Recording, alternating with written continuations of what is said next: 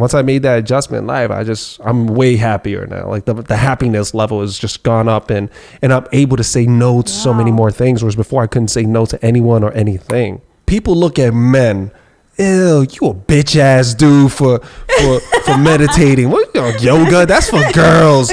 And they'll try to feminize you, yes, or make you seem like less of a man. But the truth, it's so hard. Meditation, it's so challenging and difficult to control your own mind. Lucky Boys Podcast. None of us should ever have a high tolerance for stress, because stress is not even good for your body. I was talking to someone, and she was telling me, she says, you have an uncomfortable level of tolerance for stress. She's like, that, I feel bad for you. I was like, what the fuck? I was like, no, that's cool. I could take it. I'm good. And she's like, no, that means you've been through too much, and you probably shouldn't have. And that was probably at a young age. It's not, it didn't come from old. That's why you have that resilience, but you don't have to live with that stress. Yeah. There's other choices. Yeah. Oh boy. When she said that to me, other choices, because in my mind, my programming, it's like, that's just the way it is. If I want something, this is the way. I got to work hard for it. I have to make sacrifices. I have to do this, and there's no other choice, and this is it. And that is true to an extent. Yeah. But the stresses in my life, I started reevaluating some of the things that need to go and that can go. I was carrying all this baggage. And I guess in that sense, I became an emotional hoarder. And by letting some of that extra stuff go and being like an inner minimalist, I just became so much looser, so much healthier. I just felt more vibrant. I didn't feel so like just aggressive anymore. Like I had to fight everything in front of me. Like everything was a fight. Everything had to be like, oh, we need to do it. Like, it was just so much aggression. And the women in my life were telling me, Will, time out, man. And the women is telling me this. They're just like, chill, dude. Like you got this, but you don't need to feel like that. Let some of that go. And once I made that adjustment in life, I'm way happier now. Like the happiness level has just gone up, and I'm able to say no to so many more things, whereas before I couldn't say no to anyone or anything. So I'm all right with just, they're like, no, I'm like, all right, goodbye. It's all good. And other things, I'm like, all right, yeah, that's cool. Let's do that. And I'll feel very chill doing it. That's amazing. That's amazing. Now, the stress, did it ever affect your health? Like, how stress increases your cortisones, and that your blood pressure. Your blood pressure negatively affects your health. I used to be a smoker. Yeah. So I would have these unhealthy triggers when I would be stressed out to help me cope with that stress. It wasn't just all like, oh, I'm stressed, it's okay. But you need something. I'm gonna deal with it. I need something to help me, like, I guess, medicate it temporarily.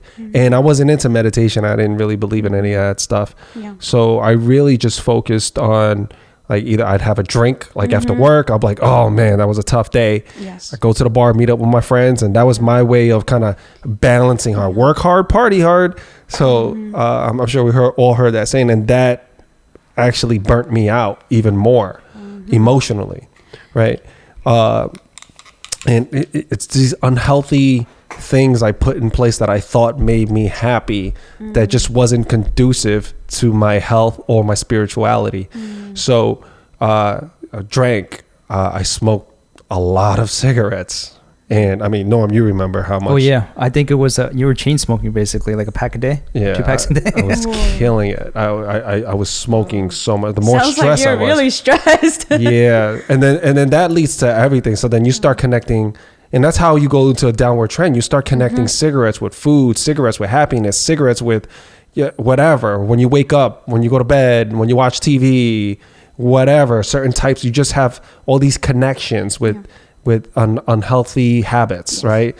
So you formulate these connections, and I did the same thing with a slew of other things, and it was just a domino effect of self-sabotage slowly.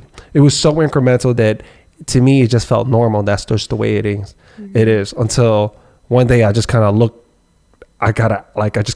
at myself from outside myself. Yes. And I was like, dude, what are you doing? What are you doing? You're aging yourself. You're killing yourself. You're in your 20s, and you got guys that are in their 30s, 40s that's like outplaying you, and you can't even, you're like, if I'm playing sports, it's on like basketball, the game, the score is like only 5 to like whatever. Midway through, I'm huffing and puffing and I just had enough of being unhealthy, and I had to make that change. So I started looking into meditation. That was one of the first things I did, was looking like, what can I replace all these bad habits with? Because there's going to be a void, that gap, and you can't just you cannot give that up without filling it back in with something. Yes. That there's a void there. You need to fill it back with something. So I decided to just fill in all those pieces with healthy options. You like yoga, meditation? I did. Because at a certain point, you were doing yoga, and then Yes. you got our group of friends involved in it as well. So Yeah. I mean, Amazing. that Yeah, I got definitely, them like, into yoga too. Yeah. Yeah. I mean, like, yoga is not just for the faint heart. It's hard too. It's Yeah. physically hard. You know what's the funny thing? Here's the interesting part of this. It's when we were raised, people look at men. Ew, you a bitch ass dude for meditating. What, yoga? That's for girls. And they'll try to feminize you. Yes. Or make you totally seem like see that. less of a man. But the truth, it's so hard. Meditation, it's so challenging and difficult to control your own mind. Yeah. And yoga for men, especially because a lot of men just have more muscles, right? Because testosterone is just the way we're built structurally, and the more muscles you have, the more challenging it is to remain flexible. So when I first got into yoga, I was easy, and I'm probably still I'm easiest the worst person in any yoga class. Easy. I'm in the back trying not to bump into people. It's changed my life. It's given me clarity. It made me, after you get through a yoga session, you're just like, you're dripping with sweat, and you feel like you dripped out all that negative, nasty stuff, and you feel like you got a fresh start.